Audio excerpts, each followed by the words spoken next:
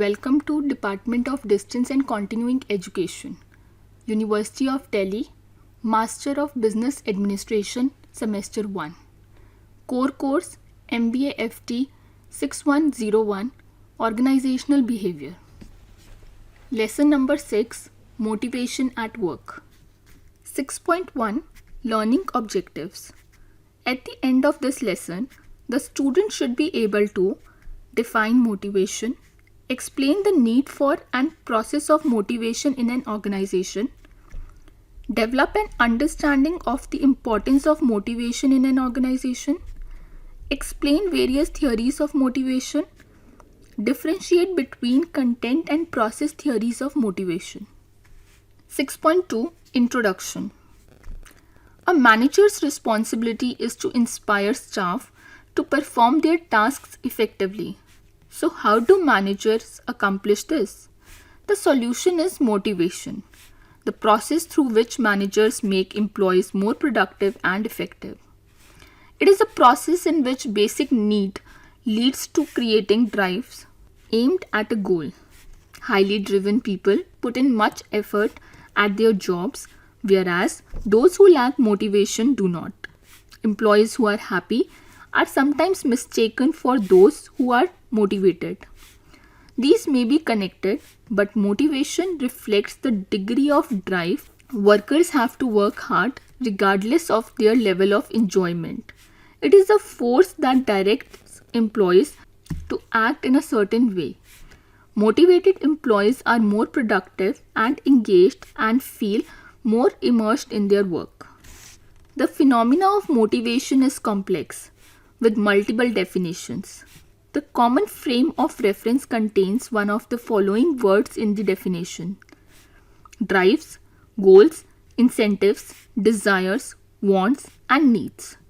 The motivation process accounts for an individual's intensity, direction, and persistence of effort towards achieving a goal. The concept of motivation is situational, and its level varies between different individuals and at different times.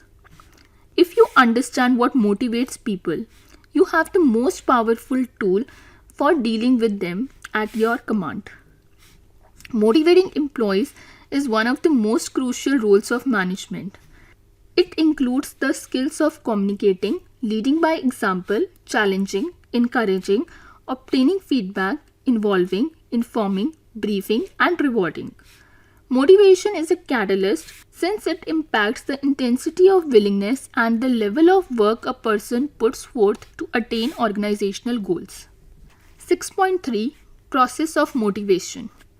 The motivational process begins with identifying an employee's needs and drives. Needs are the deficiencies a person experiences at a particular point in time that makes specific outcomes appear attractive. These deficiencies cause psychological, example, need for recognition, or physiological, example, need for water, shelter, or food, imbalances within the individual. The deprived person in turn examines the environment, that is surroundings, to find the source to gratify these imbalances. An unsatisfied need often acts as an energizer as they create tensions within the individuals. Therefore, employees explore ways to satisfy them. Next comes the effort given by employees within a context of opportunity. Resources at disposal. To bridge the gap, action should be goal-oriented as motivation is primarily goal-directed. Goal-directed efforts lead to performance towards which skill and technology undoubtedly contribute significantly. In the next phase, if performance is suitably rewarded, it results in need satisfaction. Finally, once the employees have received rewards, they reassess their needs. Figure 1 shows the process of motivation.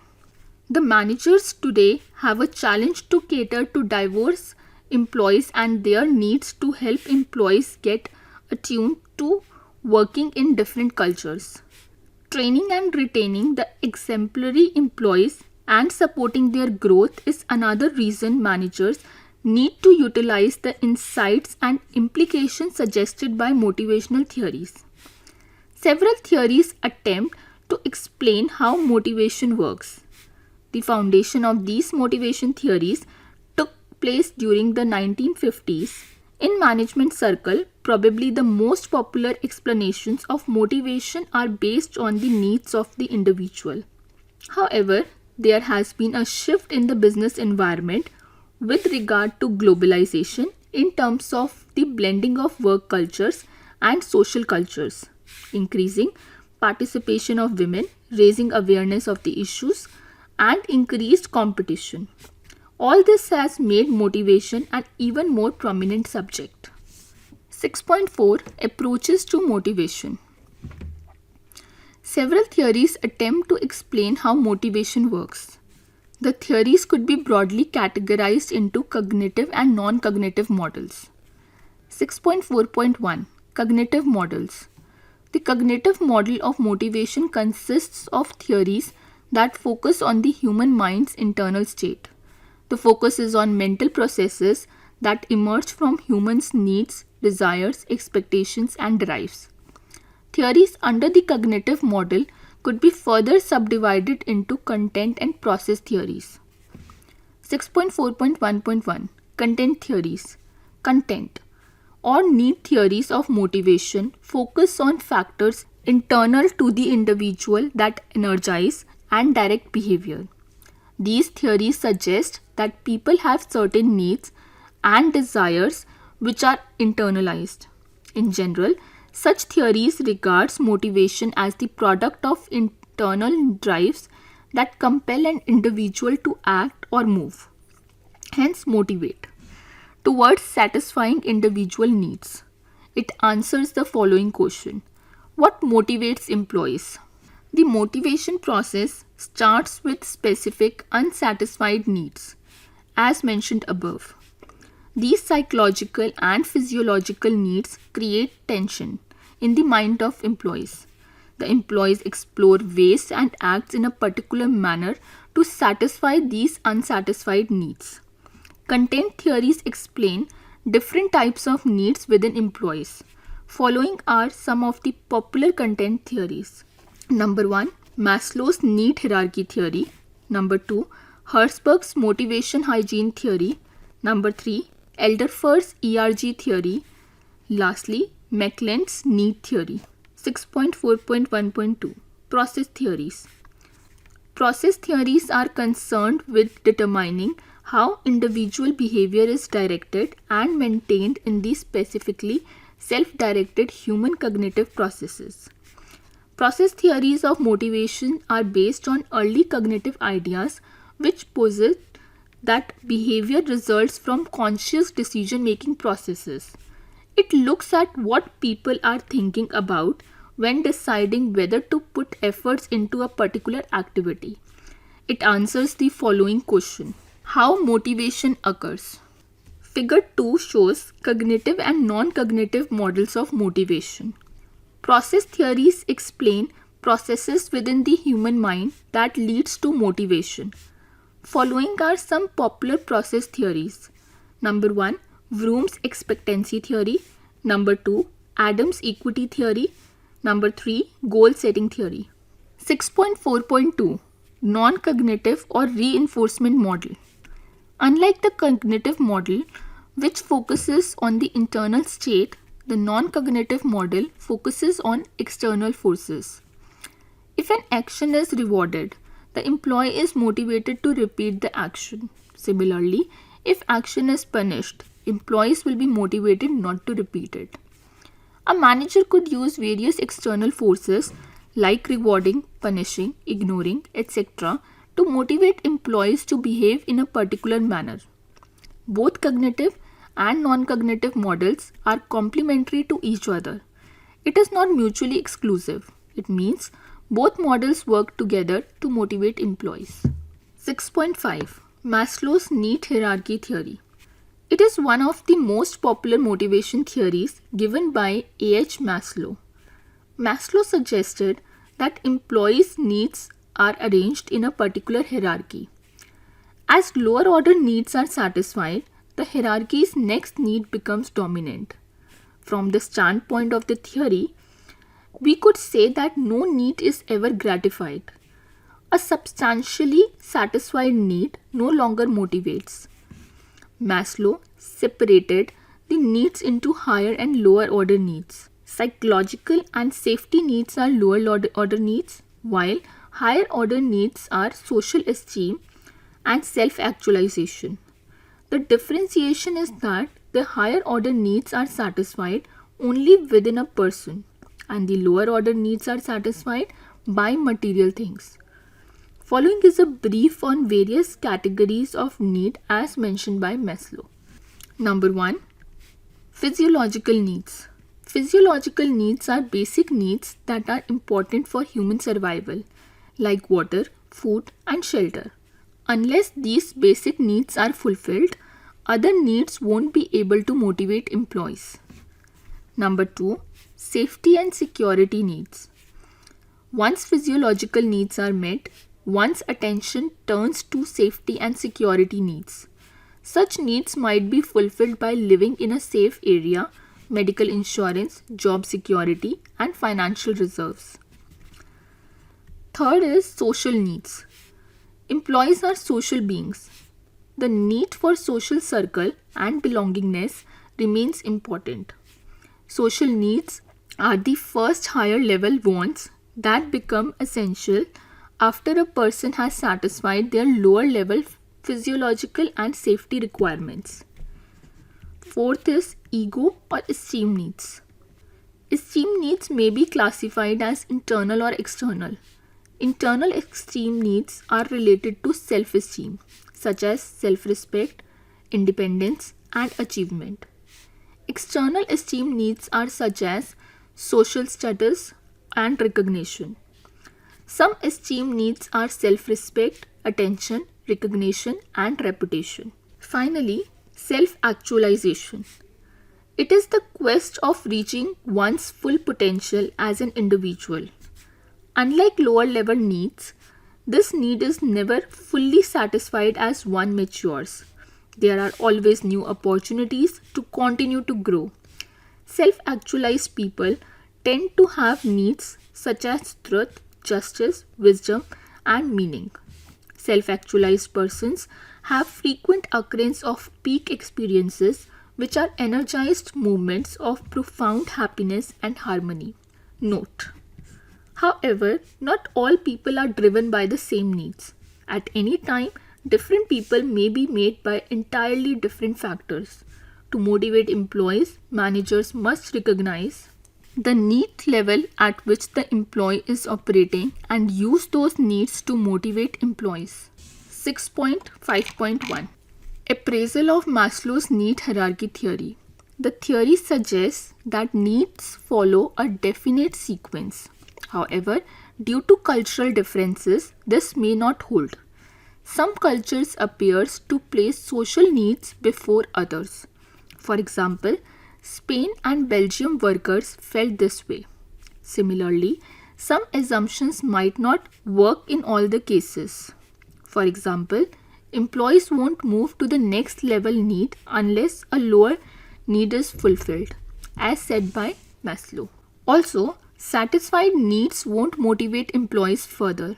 Finally, there is little evidence to suggest that people are motivated to satisfy only one need level at a time, except when there is a conflict between needs. A multiplicity of motives often guides employees. Even though Maslow's hierarchy lacks scientific support, it is pretty well known and is the first theory of motivation to which many people are exposed. Figure 3 shows Maslow's need hierarchy theory. 6.6 Macklin's theory of needs.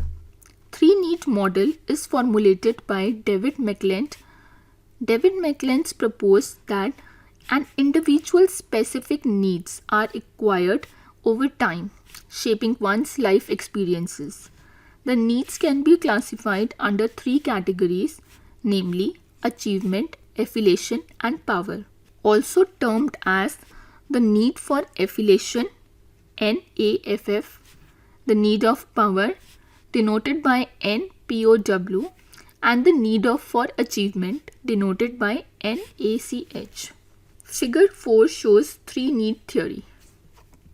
First, need for achievement. Need for achievement refers to the drive to excel, grow, strive, and succeed to a set of standards. People who need achievement differentiate themselves from others by their desire to do things better. They try to seek situations where they can achieve rapid feedback on their performance. Such individuals set moderately challenging goals. They are not gamblers, but they take up situations where the probability of winning is 50-50. Such individuals also prefer to work hard and take personal responsibility for failures. Number 2. Need for power. The need to make others behave in a particular manner in which they wouldn't have acted otherwise. The need for power is the desire to have an impact on others or to be able to influence or control others. Individuals with high power need enjoy being in charge and prefer to be placed in competitive and status-oriented positions.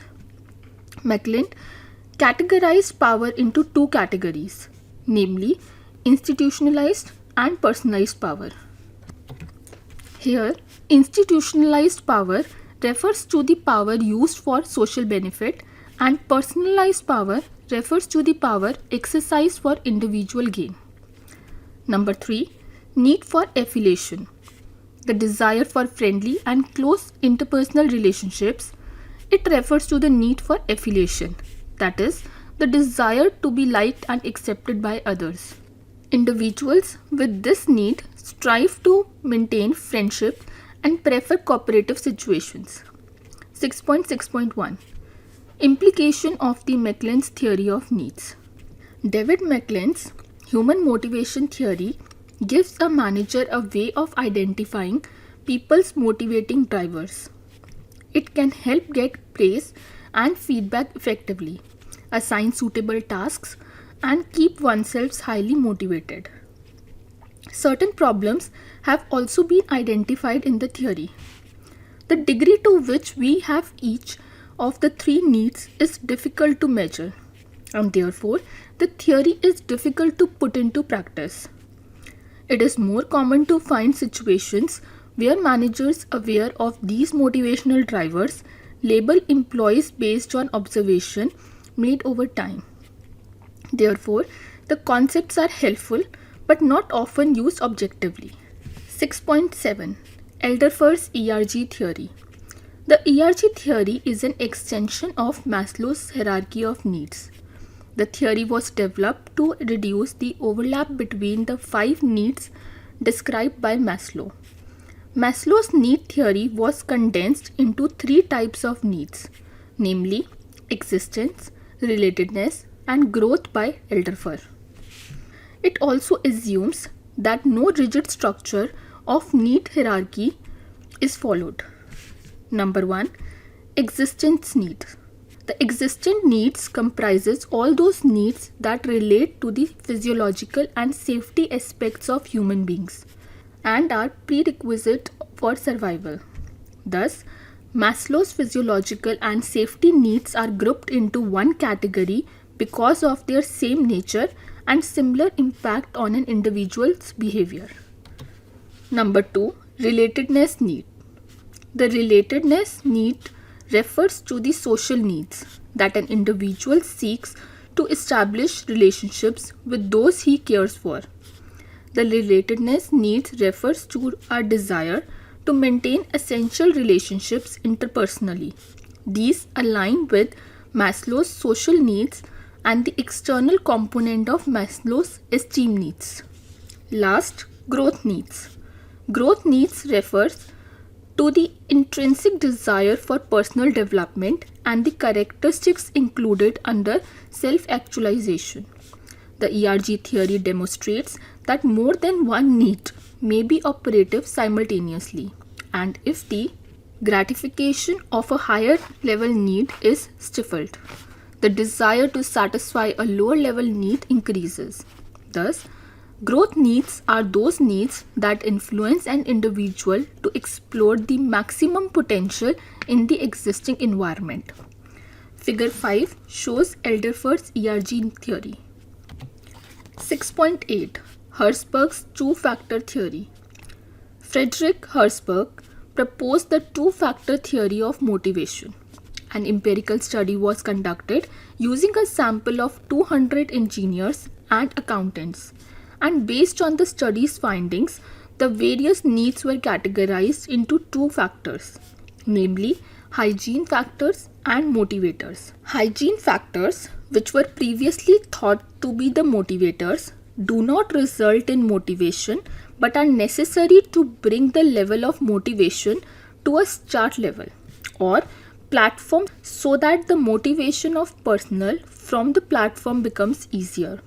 It was reported in the study that the presence of hygiene factors would not cause satisfaction, but their absence would cause dissatisfaction. Hygiene factors must be present in the job before motivators can be used to stimulate that person. Figure 6 shows hygiene and motivating factors of Herzberg theory. One cannot use motivators until all the hygiene factors are met. Herzberg's needs are specifically job related and reflect some of the distinct things people want from their work as opposed to Maslow's hierarchy of needs, which reflects all the needs in the person's life. The following table shows the difference between hygiene factors and motivators. Hygiene factors. Absence of hygiene factors results in dissatisfaction, whereas presence results in no dissatisfaction. Whereas in case of motivators, absence results in no satisfaction, whereas presence results in satisfaction. For example, hygiene factors could be company policy, administration, supervision, working condition, equitable salary. Some examples of motivators could be achievement, recognition, work itself, responsibility, and growth. Figure 7 shows the examples of hygiene and motivation factors. Herzberg also reported that both factors are unidimensional. That is, the effect could only be seen in one direction. In other words, hygiene factors are maintenance factors or dissatisfiers, meaning if they are present, they act as a maintenance factor, and if they are not, they act as the dissatisfier. Either way, they won't motivate employees. Similarly, motivators are satisfiers, which means they tend to motivate the employees if they are present. 6.8.1 Contribution of Herzberg's two-factor theory. Herzberg's two-factor theory has two essential contributions. First, improving work conditions and basic pay won't motivate employees to give higher performance. On the contrary, it would only reduce dissatisfaction among employees. It gave managers a different perspective who believed they would motivate employees using hygiene factors. Secondly, Herzberg stressed that work itself is a motivator. It also gives a better understanding of the term job enrichment. Additionally, Herzberg mentioned that today's motivator is tomorrow's hygiene factor because eventually human needs shift to other needs. Herzberg's two-factor theory continues to be essential for management in motivating their employees. His idea that satisfaction and dissatisfaction do not form a continuum, that one decreases with another increase, still holds. In fact, companies today are increasingly looking for ways to enrich their team's work. They are building enrichment into the appraisal and review process and investing in training and development opportunities. Job engagement has also become a key focus. Example, Tesco today focuses on factors causing satisfaction as well as dissatisfaction. Employees are motivated and empowered by timely and appropriate communication, involving personnel in decision making and delegating wherever possible. Forums are held every year in which staff can provide input on pay raises. Tesco personnel even get an opportunity to give their inputs when restaurant menus are designed, helping to prevent meaning and alienation and dissatisfaction. 6.8.2 Relationship between Herzberg's theory and Maclean's theory of motivation. People with high achievement are more inclined towards motivators, whereas those who score low in achievement are more inclined towards maintenance factors. For example, managerial people are expected to score high on achievement. 6.8.3 Appraisal of Herzberg's two-factor theory. Herzberg's theory argues that job enrichment is required for intrinsic motivation. According to Herzberg, the job should have a sufficient challenge to utilize the full ability of the employee. If the motivation hygiene theory holds, management must not only provide hygiene factors to avoid employees' dissatisfaction, but also provide factors intrinsic to the work itself for employees to be satisfied with their jobs. Herzberg's theory is highly appreciated but has also been criticized due to the following reasons. Number 1. Limited sample of professionals. The study's finding was based on the limited sample of professionals who might value challenging tasks, but it is difficult to generalize the findings or say that financial benefits or payments are not a motivator. Number 2. Too much emphasis is given to the enrichment of jobs. For example, employees do get satisfaction through status and pay, but such components have not been given much focus. Number 3. Situational factors have been ignored. For example, pay may motivate a worker, but the same is not true for an employee. 6.9 Comparison between Maslow's and Herzberg's theory of motivation.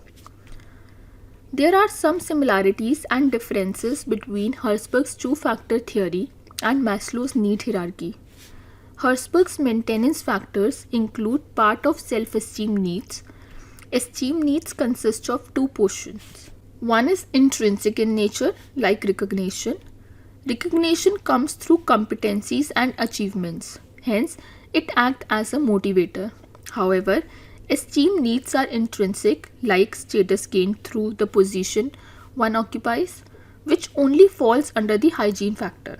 As shown in figure number 7, motivation factors are higher order needs. Figure 8 shows the relationship between Maslow's and Herzberg's model. Here, higher order need represents the motivational factors, whereas lower order needs represents the hygiene factor.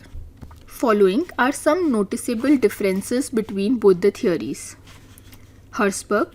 The theory given by Herzberg is based on an empirical study, whereas the theory given by Maslow is not based on an empirical study. Number 2. The theory given by Herzberg fails to explain the behavior of workers. It is more relevant for the professionals. Whereas the theory given by Maslow is true for all employees in general. Number 3. Under Herzberg's motivation theory, only higher order needs are treated as motivators, whereas all unsatisfied needs could be a motivator in case of Maslow's need hierarchy. Number 4. Herzberg's theory is prescriptive in nature, whereas Maslow's theory is descriptive in nature. Lastly, Herzberg motivation theory does not follow any sequence, whereas Maslow's theory follows a hierarchical arrangement of needs. 6.10 Theory X and Theory Y. Douglas MacGregor formulated Theory X and Y. After studying managers dealing with employees, MacGregor identified two different viewpoints based on the assumptions a manager follows while managing employees. First, Theory X. Some assumptions under theory X are as follows. Number 1. Employees in general does not like work and if possible tries to avoid it. Number 2. Unless manager closely supervise employees, it is difficult to ensure task completions. Therefore, manager must push employees to work either through rewards or punishments. Number 3. Employee lacks aspiration and dislikes responsibility. They give more weightage to the job security. Last assumption under theory X is manager needs to direct them at every step. Under the first viewpoint, the manager believes that employees dislike working and therefore it is important to direct them as managers. This viewpoint is based on the carrot and stick approach. According to carrot and stick approach, a manager could motivate such employees through rewards or could make them work through punishments. In other words, theory X assumes that lower order needs dominate the employees. It represents a pessimistic viewpoint. Theory Y. Following are some of the assumptions under theory Y. Number 1. Unlike theory X, employees like their work. Secondly, theory Y assumes employees possess self-direction and self-control. They are dedicated to achieve the goals set by organization. Third, employees are loyal and committed towards organizations. Last, employees are ready to take responsibility and they possess capabilities to solve problems and complete the task on their own. Unlike theory X, theory Y is an optimistic viewpoint. Here managers assume that employees are self-motivated and like to do the work. If we look at Maslow's need hierarchy, then according to theory Y, employees are motivated by higher order needs, like esteem and self-actualization needs motivates employees. Implication of theory X and theory Y. Theory Y encourages employee participation in decision-making process. It encourages decentralization. According to this theory, employees are problem solver and knows how to discover new ways to complete the task. It is found to be more reasonable and valid as compared to theory X. Unfortunately, no evidence confirms that either set of assumptions is valid. Theory X and theory Y lack empirical support, which is vital for accepting the OB theories. 6.11. Vroom's expectancy theory. Expectancy theory is part of process theories. Unlike previous theories, where the focus was on what motivates employees, expectancy theory attempts to answer how motivation takes place in employees' mind. Expectancy, instrumentality, and valence interact psychologically to create a motivational force such that the employee acts in ways that bring pleasure and avoid pain. In other words, individuals' perception of the outcomes of their actions and the value they add to the outcomes will determine their motivation to do a particular action. The Vroom's theory of motivation consists of three components, namely expectancy, instrumentality, and valence. Number 1. Expectancy. This is effort performance probability. Employees have different expectations and levels of confidence about what they can do. Expectancy refers to an employee's perception of his or her capabilities to perform the given task. It could range from 0 to 1. Example, if an employee believes that he or she lacks the required knowledge and the chances to complete the given task are 0, 0 will be scored in expectancy. Similarly, if she or he believes that he or she will be able to complete the task based on confidence level, higher scores on expectancy would be obtained. Number 2. Instrumentality refers to employees' perception about receiving desired rewards if they perform the given task. In other words, employees' beliefs about doing specific actions will lead to promised rewards. Strength of relationship. It could again range from 0 to 1. Example, Let us assume an employee Y needs a promotion. Suppose employee Y believes that his or her efforts will give him a promotion. Then he or she will score high on instrumentality. Similarly, if he or she believes the efforts they have Similarly, if he or she believes that the efforts have nothing to do with promotion, she or he will score 0 in instrumentality. Last, valence. This represents employees' preference for the reward. In other words, it refers to how highly the employees value the rewards. It could range from -1 to 1. If an employee is indifferent about the reward, the valence will be 0. All three components could be arranged in the form of an equation. That is, motivation is equal to expectancy multiplied by instrumentality multiplied by valence. All components should score above 0. If either of them becomes 0, motivation among employees will become 0. Conversely, motivation will be high if all three components will score high. Figure 9 shows Vroom's expectancy theory. 6.12 Equity theory. J.S. Adams formulated the equity theory of motivation. The equity theory helps us understand the importance of equal treatment of all employees in an organization. The theory explains the process through two components, namely inputs and outcomes. People use subjective judgment to balance the outcomes and inputs for comparing other employees with themselves. If people feel they are not equally rewarded, they either reduce the quantity or quality of work. However, if people perceive that they are rewarded higher, then they are motivated to work harder.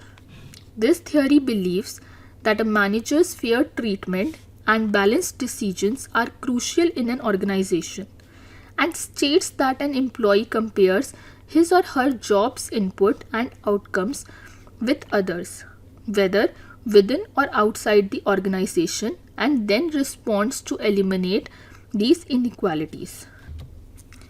Here, inputs refers to everything that an employee gives to the organization.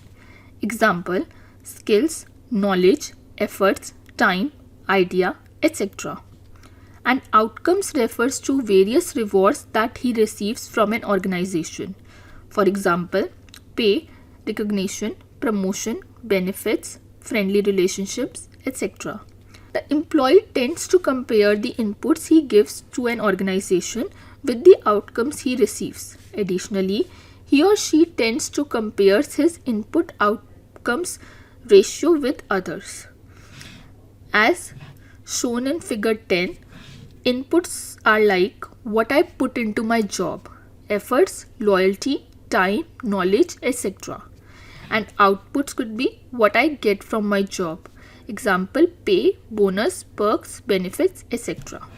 According to equity theory, employees take measures to re-establish fair treatment in case of inequity. Following are some examples through which employees could re-establish equity. Number 1. Changing their inputs by giving less efforts. Number 2. Changing outcomes by asking for higher returns. Number 3. Plans to leave the organization. Lastly, changing the employee with whom they compare themselves. Porter and Lawler's expectancy model is an improvement over the expectancy theory formulated by Vroom. The model states that combining individual factors and the environment determines behavior. 6.13 Goal Setting Theory. Edwin Locke and Gary Latham formulated the goal setting theory. The theory states that goals affect employees' motivation. The goal setting theory emphasizes on the importance of setting specific and challenging goals for achieving motivated behavior.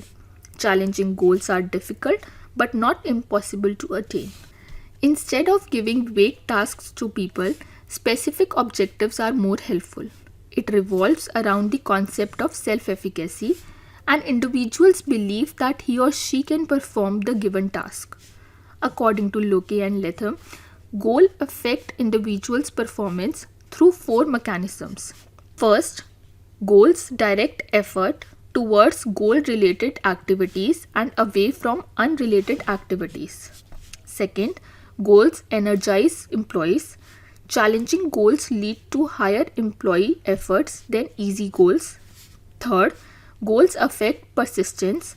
Employees exert more effort to achieve high goals. Fourth, goals motivate employees to use their existing knowledge to attain a goal and to acquire the knowledge needed to do so.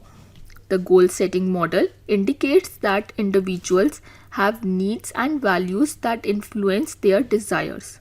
According to Maslow's hierarchy of needs, all individuals possess some basic needs. Individuals do, however, differ in their values. Therefore, if an employee finds that they are not satisfied with the current situation, goal setting becomes a way of achieving what they want. 6.14 Reinforcement Theory. B.F. Skinner formulated reinforcement theory. This theory proposes that behavior is a function of its consequences. In other words, unlike cognitive theories of motivation, other than the inner state, motivation can be enhanced through external factors. People are motivated or demotivated by the actions of their consequences. Positive consequences lead to people repeating their behavior, whereas negative consequences restrict employees from repeating their actions. Skinner argued that individuals' internal needs and drives could be ignored because people learn to exhibit certain behaviors based on what happens to them as a result of their behavior. Skinner states that the work environment should be made suitable for the individuals. He also mentioned that punishments lead to frustration and demotivation. Hence, the only way to motivate is to keep making positive changes in the organization's external environment. The focus is on operant conditioning. There are 2 types of reinforcement, namely positive and negative. Positive reinforcement refers to the occurrence of a valued behavioral consequence that strengthens the probability of the behavior being repeated. The specific behavioral consequence is called a reinforcer. An example of positive reinforcement might be a salesperson that exerts extra effort to meet a sales quota and is then rewarded with a bonus, that is a positive reinforcer.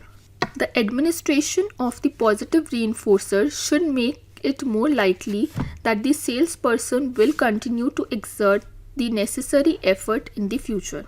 Negative reinforcement refers to an undesirable behavioral consequence that is withheld with the effect of strengthening the probability of the behavior being repeated. Negative reinforcement is often confused with punishment, but they are not the same. Punishment attempts to decrease the probability of specific behaviors. Negative reinforcement attempts to increase the desired behavior. Thus, both positive and negative reinforcement increases the likelihood that a particular behavior will be learned and repeated. An example of negative reinforcement might be a salesperson who exerts effort to increase sales in his or her sales territory.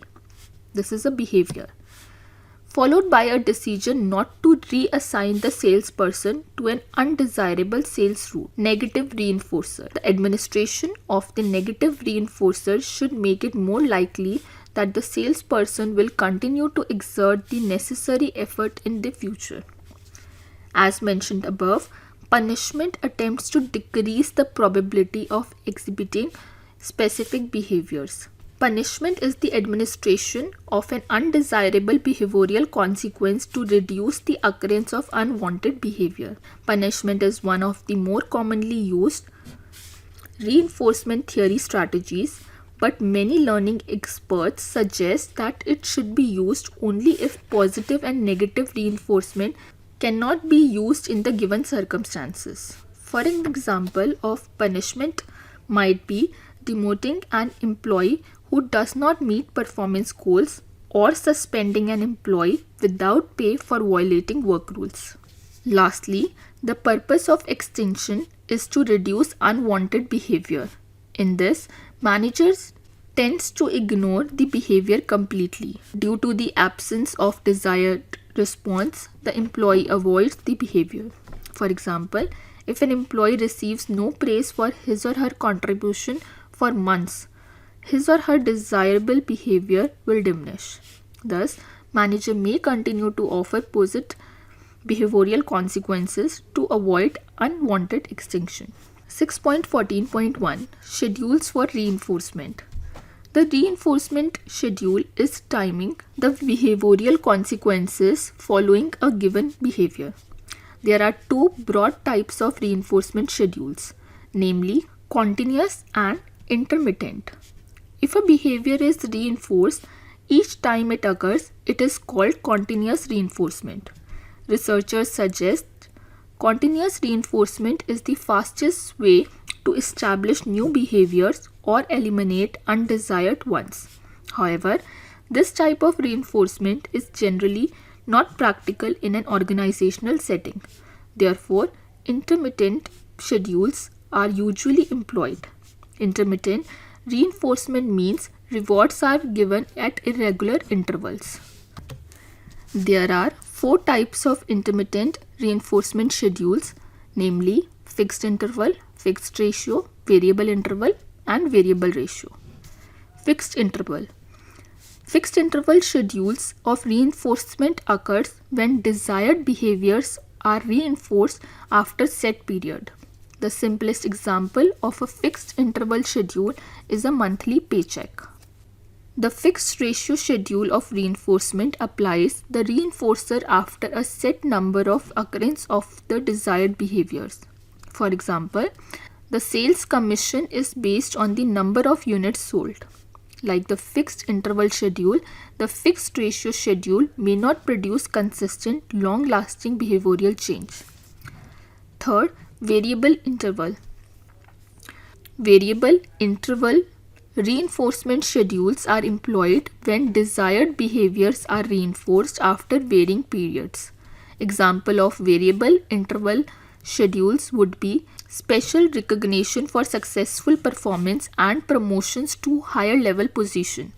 This reinforcement schedule appears to elicit desired behavioral change resistant to extinction. Finally, the variable ratio reinforcement schedule is the reinforcer after a number of desired behaviors have occurred, with the number changing from situation to situation. The most common example of this reinforcement schedule is the slot machine in the casino, in which a different and unknown number of desired behaviors, that is, feeding a quarter into the machine, is required before the reward, that is, jackpot, is realized. Organizational examples of variable ratio schedules are bonuses or special awards that are applied after varying numbers of desired behaviors occur. 6.14.2 Behavior modification and reinforcement. Behavior modification is the use of empirical demonstrated behavior change techniques to improve behavior, such as altering an individual's behaviors and reactions to stimuli through positive and negative reinforcement. Reinforcement theory applied to organizational settings. The best known application of reinforcement theory principles to organizational settings is called behavioral modification or behavioral contingency management. Typically, a behavioral modification program consists of 4 steps. Number 1, specifying the desired behavior as objectively as possible. Number 2, measuring the current incidence of desired behavior. Number 3, providing behavioral consequences that reinforce desired behavior. Lastly, determining the effectiveness of the program by systematically assessing behavioral change. Reinforcement theory is an important explanation of how people learn behavior. Behavior modification focuses on the external environment by stating that manipulating consequences can affect behaviors. The The alternative consequences include positive and negative reinforcement, punishment, and extinction. Reinforcement can be applied according to their continuous and partial schedules. The major benefit of behavior modification is that it makes managers conscious motivators. It encourages managers to analyze employee behavior, explore why it occurs and how often, and identify specific consequences that will help change it when those consequences are applied systematically. 6.15 Types of Motivation, Cognitive Evaluation Theory. Motivation activates human behavior and gives it direction. Cognitive evaluation theory suggests that there are two types of motivation, namely intrinsic and extrinsic. Intrinsic, that is internal motivation, is an internal state or condition that drives behavior, such as a hobby. On the other hand, extrinsic, that is external motivation, refers to direction from outside the person, including the promise of rewards, the threat of punishment, intimidation, and coercion. Both intrinsic and extrinsic motivations are essentially related to goals. 6.15.1 Intrinsic Motivation. Any of the following may determine intrinsic motivation. Number 1. Physiological states or needs. Employees may seek sensory stimulation to decrease hunger, thirst, or physical discomfort. Number 2. Emotional needs. An employee may seek to calm over-aroused emotions, increase good feelings, decrease negative emotions, maintain optimism and enthusiasm, develop a sense of productivity, or increase self-esteem. Number 3. Cognitive needs. Employees may seek to increase knowledge and understanding, maintain attention to interesting and personally meaningful events and activities, solve problems, or resolve uncertainty or confusion. Number 4. Social needs. Employees may seek to be like a role model, to be part of a group, to help others, or to be accepted by peers or have friends. Number 5. Self-determination needs. Finally, an employee may seek to achieve goals that he has set for herself, take controls of her affairs, reduce others' control over her, become self-determined, or pursue her dreams.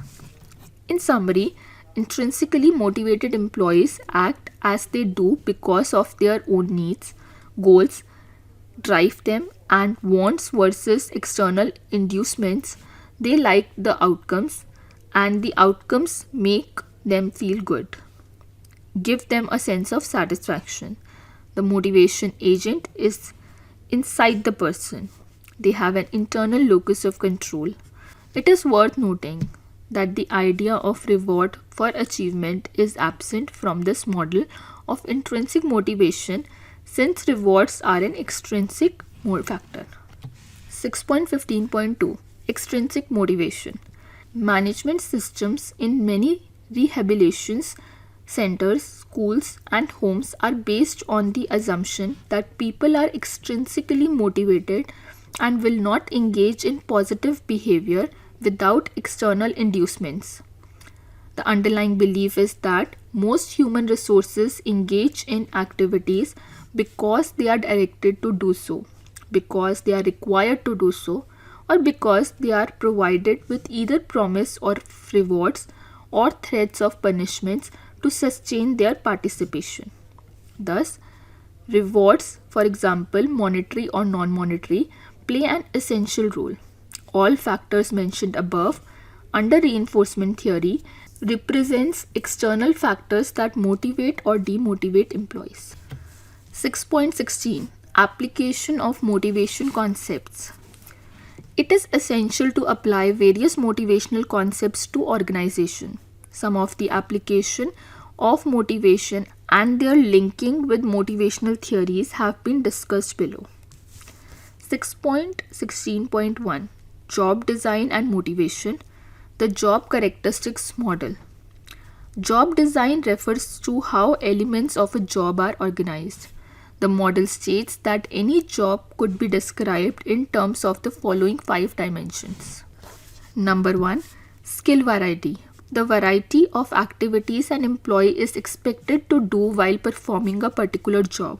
For example, an employee who invests 7 hours in spraying paints scores low on this dimension, and a garage owner operator who is involved in various tasks like repair, customer interaction, rebuilding engines, bodywork, etc. will score high on this dimension. Number 2. Task identity.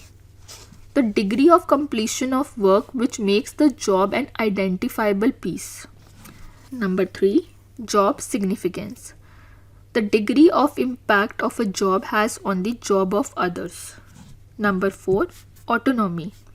The degree of freedom the job provides to an employee in determining procedures, methods, and scheduling of work to be carried out. For example, if an employee at the customer care office is given a set of procedures or questions for taking up queries, then such an employee scores low on this dimension. Lastly, feedback. Feedback is the degree to which an employee about the performance receives direct or clear information. For example, an iPad assembler assembling and testing, if it works properly, is an example of high feedback. From a motivational standpoint, if employees score high on these dimensions, they will be more motivated to perform than the situation otherwise. In addition, employees with higher order needs like growth or achievement will prefer more autonomy. The dimensions could be further used to compute a consolidated motivational potential score, that is MPS. 6.16.2 Redesigning of jobs to motivate employees. The nature of the job itself impacts the level of motivation. The same is suggested in the JCM model and Herzberg's motivational theory. Through the following ways, jobs could be redesigned to motivate the employees. Number 1. Job rotation. The periodic shifting of employees from one job to another is known as job rotation. Job rotation could be helpful if the job lacks skill variety and the employee suffers from over-routinization. In addition, job rotation helps reduce boredom and helps employees understand how their work contributes to the organization. Example, ticket agents may be involved in baggage handling. The Singapore Airlines is well known for its extensive job rotation. Number 2. Job enrichment. Job enrichment refers to a vertical movement. The skill variety dimension is increased by adding more tasks to the current job. It makes existing jobs comparatively more challenging. Job enrichment adds more meaning to a job and gives more freedom to the employees. Recent studies suggest that job enrichment works best when equivalent rewards accompany it. 6.17 Alternative work arrangements. Organizations could also motivate employees through various work arrangements like flexi time, job sharing, and telecommunication. These arrangements are beneficial in the current scenario because of diversity in the workforce, like a single parent and dual earner couple. Number 1. Job sharing. Job sharing refers to a system in which 2 or more employees split a 40-hour-a-week job. For example, Ford engineers Julie Levin and Julie Rocco engaged in a job sharing program. One worked in a morning slot while the other worked in an evening slot. It helped them in managing their work-life balance while working on the job of redesigning the Explorer crossover. Job sharing combines the talent of 2 or more employees and gives flexibility to employees, which could motivate them to perform better. Japanese organization follows job sharing for different reasons, like avoiding layoff due to overstaffing. Case study. Sunena works at Insta International. She is the coordinator responsible for handling applications received from agency partners. She is also responsible for reviewing and ensuring all fields are filled properly. She is also responsible for following up with agency partners and building a relationship with agency partners. As per the job description, it is a full-time job requiring a minimum of 8 hours of commitment. Presently, her office timing is from 10 a.m. to 6 p.m. Sunaina is a good performer who meets her deadlines. Last year, her performance rating was above average. She also received applause from her immediate manager. Keeping her professional life aside, in her personal life, Sunaina is a single mother. She wakes up at 5 a.m. and prefers to sleep before 9 a.m. Recently, her daughter has started going to school, due to which from next month she needs to pick her daughter up from school at 3 p.m. Now, Sunaina has no choice other than to leave her present job. Sunaina goes to meet her manager, Mr. Amit, in person with a resignation letter. Amit: Hi Sunaina, how are you? Sunaina: I'm good. Due to some personal engagements, I'm afraid I won't be able to continue with this job. Amit: Why? What happened? Sunaina explained her situation and left the resignation letter on his desk. After 2 days, Amit called Sunaina in his office. Amit: I was going through your resignation letter. I can recall that we lost hardworking employees in the past for similar reasons. After talking with the HR department, we have come across an alternative. The office opens at 6 a.m. and closes at 8 p.m. and you are supposed to devote 8 hours to the office. We could give you an option to pick up suitable hours provided the hours should fall within the opening and closing time of the office. Questions. Question number 1. Identify the alternative work arrangement that Mr. Amit provides to Ms. Sunaina. Question number 2. State the benefits and limitations of such alternative work arrangements. Flexi time. Flexi time refers to flexible work hours. Under this, organizations give an option to employees to choose working hours. In most cases, core hours remains the same. However, the flexibility of 2 or 4 hours is given beyond the fixed hours. Flexi hours provides various benefits to organization. For example, it reduces absenteeism, reduces work productivity, reduces hostility towards manager, eliminates tardiness, increases autonomy, etc. However, other than advantages, flexi hours have certain limitations, like it is not suitable for all types of jobs. For example, if Sunaina is involved in direct customer dealing and customers are usually unavailable before 10 a.m., it won't be possible to give any alternative. Next, telecommuting. Work from home facility. For at least 2 days a week, employees could work from home. Post-COVID, many organizations across the globe allow telecommuting. It not only gives flexibility to employees but also is a cost-saving way for an organization. 6.18 Management by Objectives. In his book, The Practice of Management, Peter Drucker formulated management by objectives in 1954. Management by objectives is a systematic and organized approach that allows management to focus on achievable goals and attain the best results from available resources. It aims to increase organizational performance by aligning goals and subordinate objectives. Ideally, employees get strong input to identify their objectives, timelines for completions, etc.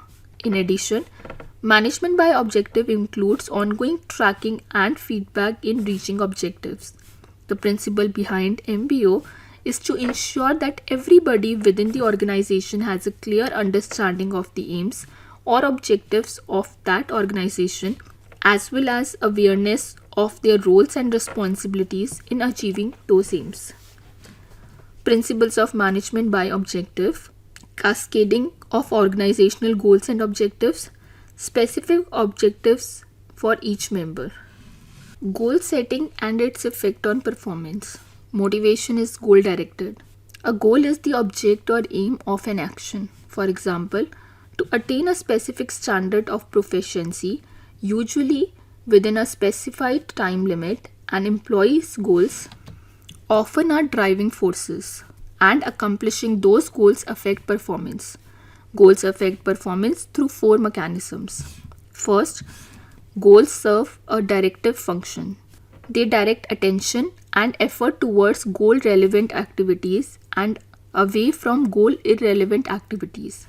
Second, goals have an energizing function. High goals lead to greater effort than low goals. Third, goals affect persistence. When participants are allowed to control the time they spend on a task, challenging goals prolong effort. Fourth, goals affect action indirectly by leading to the arousal, discovery, or use of task relevant knowledge and strategies. 6.19 Employee Involvement Program. Employee Involvement Program use inputs for employees in the decision making process. Employee involvement creates an environment in which people impact decisions and actions that affect their jobs. Employee involvement is not the goal or tool practiced in many organizations. Instead, employee involvement is a management and leadership philosophy about how people are most enabled to contribute. It is a participative process that uses the total capacity of employees and is designed to encourage increased commitment to the organizational success. Following are a few employee involvement programs. Number 1, participative management. Participative management refers to a process where subordinates share decision-making power with the superior. The degree of power is significant, but the subordinate should have the required knowledge and competencies to participate. It helps in motivating employees. Number 2, quality circles. A group of employees meeting regularly to discuss their quality problems, investigate causes, recommend solutions, and take corrective actions. Third, employee stock ownership plans. Company establish benefit plans in which employees acquire stock as part of their benefits. Linking employee involvement programs and motivation theories. Many motivational theories can be linked with employee involvement programs. For example, Theory Y of motivation shows consistency with participative management, while in the case of hygiene theory, employee involvement programs could provide employees with intrinsic motivation by increasing opportunity for growth, responsibility, and involvement. The work itself. Employee involvement is attuned with ERG theory and efforts to stimulate the achievement needs. Case study. Amrita and Shweta together has recently joined EduDrive.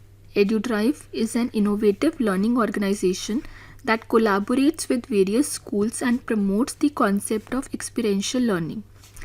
The office is near to Amrita's house. Amrita finds the job suitable to her in terms of payment and location, whereas it takes 30 minutes to Shweta to reach office. At the EduDrive, Amrita works under the supervision of Mr. Das and Shweta works under the supervision of Mr. Jain. As managers, Mr. Jain and Mr. Das are quite different. Mr. Jain supports job rotation, employee participation, equal treatment to all subordinates, etc. He assigns different tasks each week to reduce boredom. This also allows employees to understand how the tasks are operated in EduDrive, as they are allowed to do variety of tasks. For instance, Shweta has worked at the content, PowerPoint presentation development, video development, and addressing queries through online portal. In addition to this, Mr. Jain also motivates Shweta to address concerns of teachers in case of urgency. Mr. Das, on the other hand, feels it is essential to specialize in a particular task, due to which he prefers repeating the same task repeatedly. For instance, Amrita has only worked on organizing and formatting the content and PowerPoint presentation. Mr. Das supports specialization and is very particular about time. According to him, Monetary and non-monetary benefits could vary from person to person. Two employees in the same position could receive different benefits based on their performance. On a fine day, Amrita met Shweta at lunch. Since morning, Amrita has been formatting documents. During the lunch hour, Amrita shared her awful experience with Shweta. Amrita, I'm tired of this monotonous job. Every day I do the same thing. Shweta, why don't you tell Mr. Das you want something else? I have heard he allows Daisy to work in other areas. Even though I have heard Daisy is paid $2 more an hour. Is that true? Amrita, yeah, though I do exactly what she does. What I don't do is tell Mr. Das how cool his dressing sense is. If you ask me, his dressing sense is pathetic. Shweta, that's bad. You put in equal effort. Amrita, efforts? In what? Formatting PPTs. This job is so meaningless. Even if I format more documents, what will I get? Another badge that says a good job?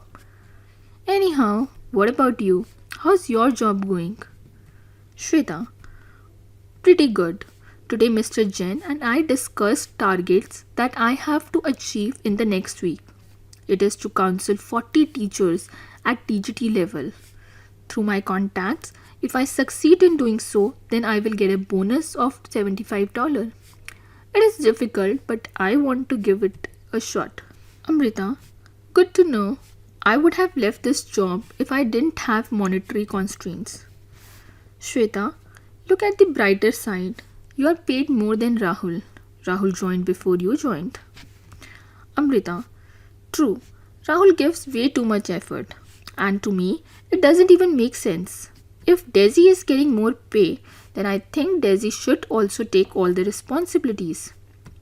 Shweta, I understand Mr. Jain is the best supervisor. Amrita, while looking at the watch, yeah, I'm getting late. Mr. Das is very particular about time. He expects his subordinates to reach 5 minutes before time. I think it's time to format documents. Answer the following question based on case study. Number 1. Name the various motivation theories that have been highlighted in the above case. Number 2. Identify the motivation theory that explains Amrita's behavior towards the end. Number 3. Using expectancy theory, explain the difference in motivation between Amrita and Shweta. 6.20 Summary. Motivation is the process in which basic need leads to creating drivers aimed at a goal. Highly driven people put in much effort at their jobs, whereas those who lack motivation do not. The cognitive model of motivation consists of theories that focus on the human mind's internal state. Theories under the cognitive model could be further subdivided into content and process theories. Content theories of motivation focus on factors internal to the individual that energize and direct behavior. In contrast, process theories are concerned with determining how individual behavior is directed and maintained in the specifically self-directed human cognitive processes.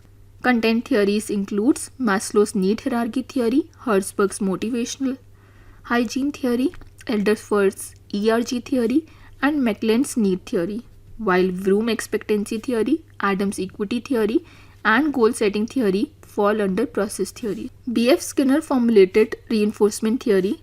This theory proposes that behavior is a function of its consequences. In other words, unlike cognitive theories of motivation, other than the inner state, motivation can be enhanced through external factors. Cognitive evaluation theory suggests that there are two types of motivation, namely intrinsic and extrinsic. Lastly, it is essential to apply various motivational concepts to organizations. Some of the application of motivation and their linking with motivational theories include redesigning of job, providing alternative work arrangements to employees, management by objective, initiating employee involvement programs, and employee participation program. Thank you for listening.